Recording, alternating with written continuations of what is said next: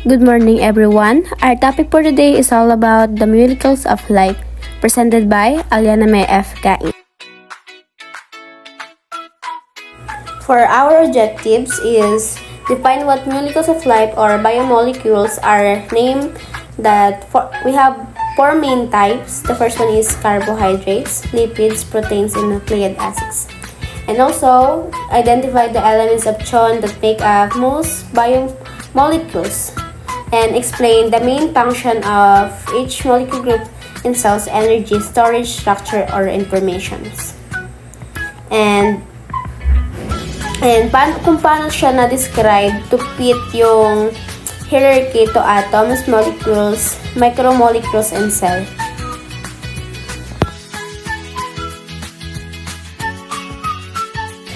So, let's talk about the molecules of life. Are the big, special molecules that keep living things alive. So, dumako naman tayo sa 8 common elements are the carbon, hydrogen, oxygen, and nitrogen, which is the CHON. So, kung familiar kayo sa CHON is mas malalaman nyo pa yung deeper or pinaka-meaning level nito in the next slides and abangan nyo kung ano yung mas naka-indicate dito pa. So, ito na nga. The first one is, sorry. Babasahin muna natin yun. Kanyang intro.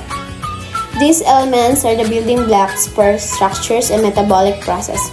So, sa una is sa carbon. The backbone of all organic molecules and carbon atoms can form 4 strong bonds which lets them link together in long chains and ring. Because of this, carbon is the main building blocks of lipids, carbohydrate, proteins, and nucleic acid. Pag sinabing carbohydrates, ito yung mga pangunahing meron siyang 4 na bubuo na yun yung mga nagpapatibay ng band.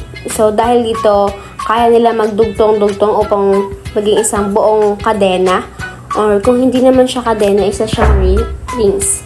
So, ito yung mga dahilan kung bakit may pangunahing So, sa ating hydrogen is the water. So, dito naka-indicate yung pag-control ng water temperature sa ating katawan na nagsilbing universal solvent. So, sa ating oxygen is isa yung major part of water na kailangan talaga ng ating respiration to release from food.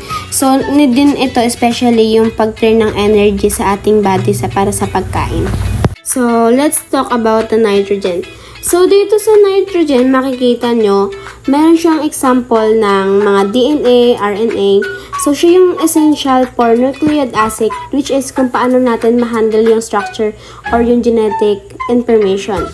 So, dito, sa key part of amino acid, which is yung pag-proteins ng mga muscle natin, especially yung mga enzymes natin.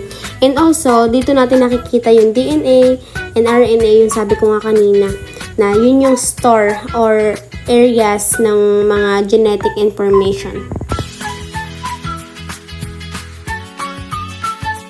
So, dito natin makikita yung macromolecule. So, dito is yun yung very large molecule na na-form siya sa galing sa smaller na units.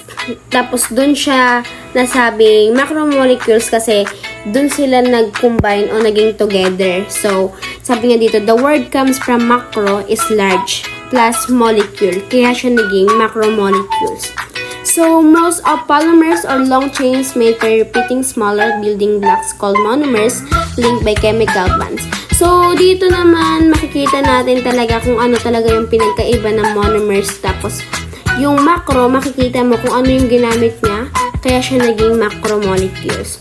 And also, yung in living things, we have 4 major of biological molecules.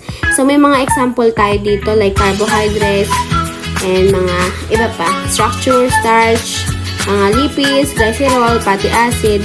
So, dito natin makikita at masasabi na isa talaga siya sa mga needs or pag-respond sa ating katawan. So, yun na yung summary guys, and I hope may natutunan kayo. Thank you!